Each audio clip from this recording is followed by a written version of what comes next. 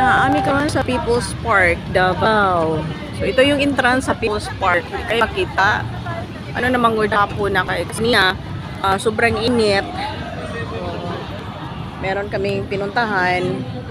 Ngayon, ayan, nakita ko na ang mga kapatid ko. Nandyan sila nakaupo.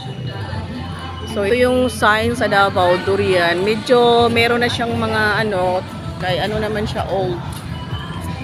Ayun o. Maganda dito guys. Sorry mo sa Davao.